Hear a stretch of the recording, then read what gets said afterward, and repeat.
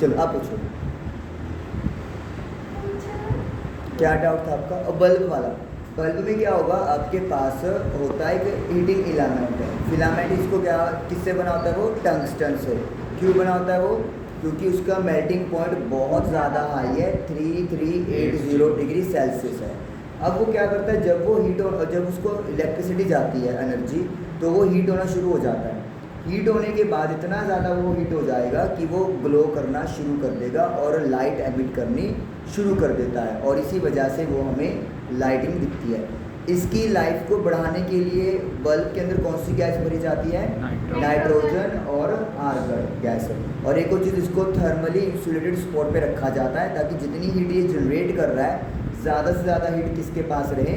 Filament के पास रहे। जितनी ज़्यादा हीट फिलामेंट के पास होगी, उतना ज़्यादा ये गर्म होगा और उतनी ज़्यादा लाइट एमिट करेगा। ये तो होगी पहली एप्लीकेशन। अब सुनिए दूसरी एप्लीकेशन, फ्यूज़ वायर की। फ्यूज़ वायर जो होती है वो अलॉय या किसी मेटल की बनी होती है, जिसका अप्रोप्रिएट मेल्टिंग पॉइंट होता है। अप्रोप्रिएट का मतलब क्या है? ठीक ठीक मेल्टिंग पॉइंट, जितना हमें रिक्वायरमेंट होता है। अब जब करंट फ्लो करेगा तो ये वायर भी गर्म होगी, लेकिन अगर स्पेसिफाइड अमाउंट से ज़्यादा करंट फ्लो करेगा तो इस वायर में ज़्यादा हीट प्रोड्यूस हो जाएगी, जूल्स हीटिंग, और ये मेल्ट हो जाएगी, कनेक्शन को ब्रेक कर देगी, और हमें शॉर्ट सर्किट या कोई भी अगर ट्रबल हुई तो उससे बच जाएगा। फ्यूज़ वायर हमेशा, फ्यूज़ हमेशा सीरीज में जुड़ता है। किस में जुड़ता है? सीरीज में जुड़ता है। अलग अलग रेटिंग होती है। अगर आपका डिवाइस ज़्यादा हैवी है, मोटर वगैरह है, तो बड़े फ्यूज़ लगेंगे।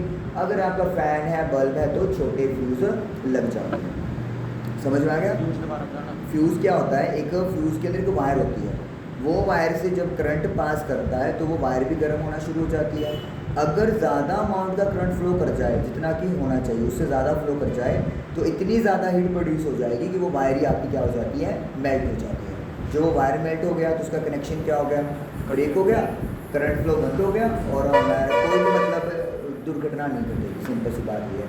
अगर आपसे पूछ लें कि इतना फ्यूज़ वायर यूज़ किया हुआ है, क्या सही है या गलत है, तो आप क्या निकालोगे? पावर के साथ कंपेयर करोगे, P = VI। अब उसके हिसाब से मान लो करंट की वैल्यू आ जाएगी आपकी, लेट मी से करंट आ गया 5 एम्पियर, आपने फ्यूज़ लगा रखा है 3 एम्पियर का, तो फिर उससे क्या होगा? ज़्यादा करंट फ्लो होना शुरू हो जाएगा, वायर गर्म हो जाएगी और मेल्ट हो जाएगी, आपका सर्किट भी सेव हो गया और डिवाइस भी सेव हो गया। ये चीज़, ये दो एप्लीकेशन है। चलते रहने दो, क्या और क्या बंद कर दोगे फिर आपके डाउट कैसे करता होगी ऐसे? चलो भाई, चलो पूछो, अगला डाउट हो गया।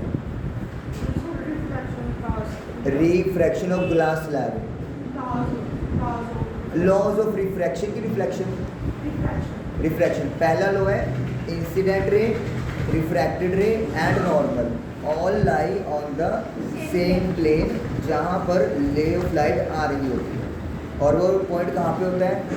जहाँ पर दोनों मीडियम अलग अलग हो जाते हैं। मीडिया जैसे एयर है और ग्लास है, तो ये जो मैंने बनाया है ये उन दोनों को अलग कर रही है। मान लो इसके ऊपर कौन है?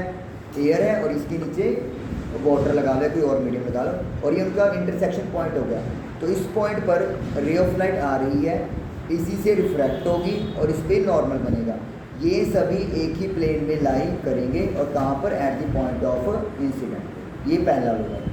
दूसरा लो कहता है कि आपको एंगल्स का रेशियो लेना है। ऊपर होना चाहिए साइन ऑफ एंगल इंसिडेंस, नीचे होना चाहिए साइन ऑफ एंगल रिफ्रैक्शन। ये वैल्यू फिक्स रहेगी। क्या रहेगी? कांस्टेंट रहेगी। लेकिन दो कंडीशन लगा दी। पहली condition, pair of media same होने चाहिए, और लाइट का जो कलर है वो भी फिक्स होना चाहिए। अगर दोनों में से कोई भी एक चीज़ आपने बदल दी तो फिर ये वैल्यू कांस्टेंट नहीं रहेगी। Sine i upon sine r is equal to constant is equal to refractive index of second medium with respect to first one, और इसे को वी कॉल स्नेल्स लॉ। और स्नेल्स लॉ की क्या वो होती है, मतलब रेंज आई की वैल्यू 0 से 90, ना तो 0 इंक्लूड है और ना ही 90, क्योंकि रिफ्रैक्शन लगता है ओब्लिकली, और ओब्लिकली मतलब 0 to 90। ये चीज़ क्लियर है? अच्छा, और ओके, हरीश बोलो ना। नहीं चल रही गाड़ी, ग्लास डायग्राम बना के दिखाऊँ उसका।